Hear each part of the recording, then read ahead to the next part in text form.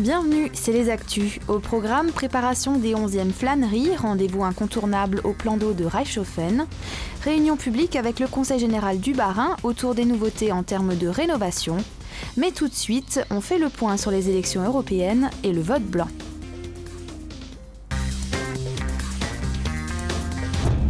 Le 25 mai en France, dans 8 circonscriptions, ce sont les élections européennes. 505 millions d'Européens, issus de 28 pays, vont élire leurs 751 eurodéputés qui siégeront à Bruxelles et à Strasbourg.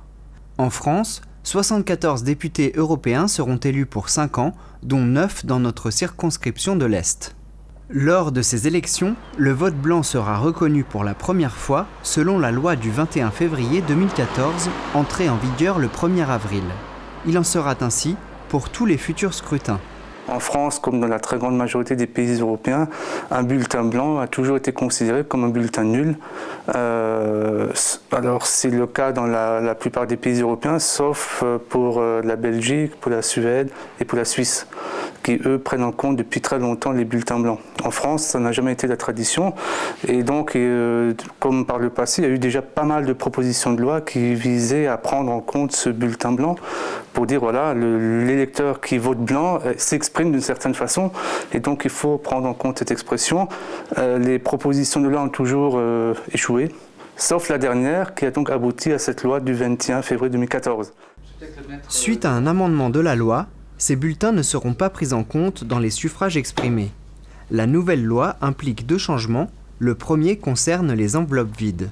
Depuis cette loi, l'article, je crois que c'est L65 du Code électoral a changé pour considérer qu'une enveloppe vide est considérée aujourd'hui comme un bulletin blanc. Donc ça, c'est le premier changement. Et le deuxième changement, c'est qu'avant la loi, on ne distinguait pas dans les procès-verbaux d'élection. Donc on avait un seul nombre qui regroupait à la fois les bulletins blancs et les bulletins nuls, de sorte qu'on ne savait absolument pas quelle a été la proportion des bulletins blancs sur l'ensemble des bulletins non exprimés.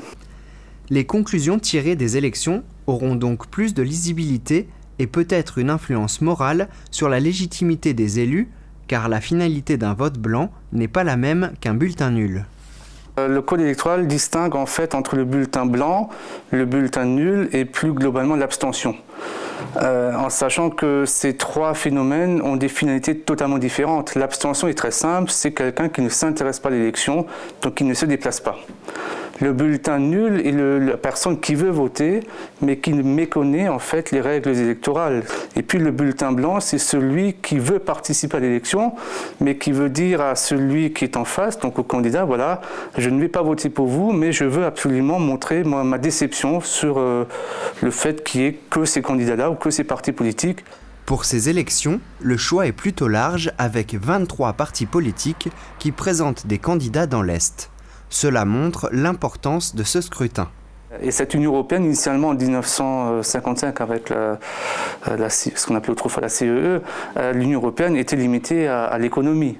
Son champ de compétences s'est agrandi d'année en année, si bien que l'Union européenne maintenant s'intéresse à beaucoup de choses en plus de l'économie,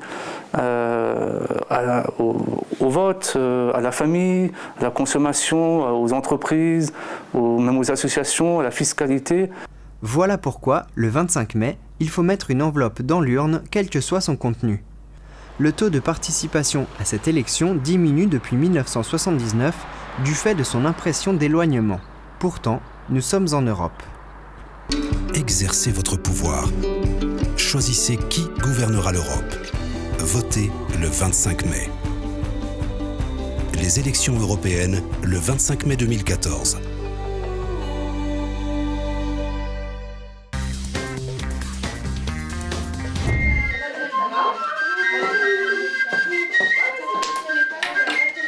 Les enfants préparent les flâneries autour du plan d'eau.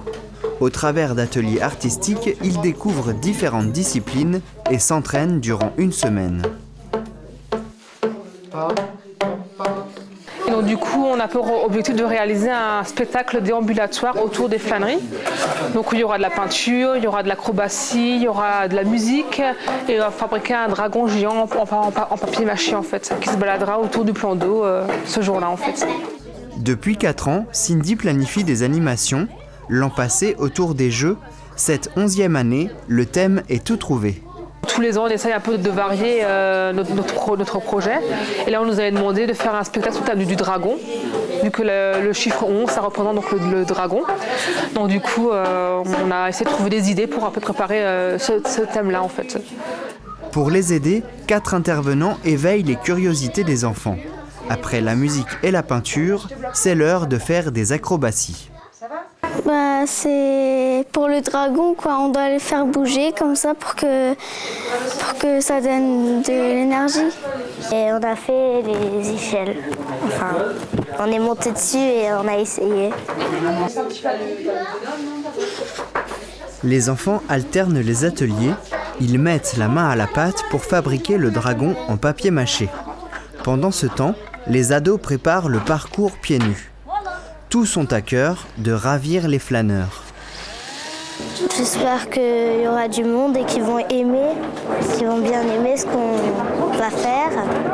Vous pourrez observer les résultats le 18 mai lors des flâneries et découvertes autour du plan d'eau. Donc le jour même, il y aura des animations gratuites pour les enfants. Il y aura plein de stands des producteurs locaux. Donc, ça peut être tout ce qui est alimentaire ou poterie, tout ça.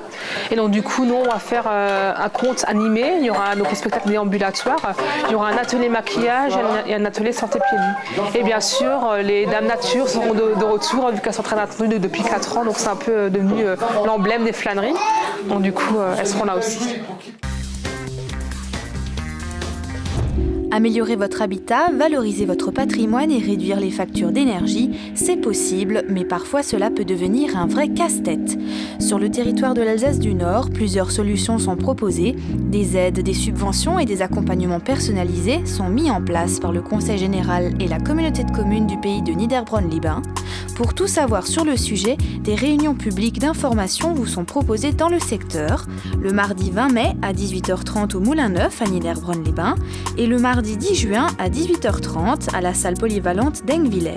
Ouverte à tous les habitants de l'Alsace du Nord, vous découvrirez les nouveaux outils et services qui vous proposent leur aide afin de réaliser les travaux nécessaires. Ces réunions appuieront également sur l'adaptation des logements face au vieillissement de ses occupants et à la rénovation du logement en location. Plus d'informations sur le site du Conseil général du Bas-Rhin.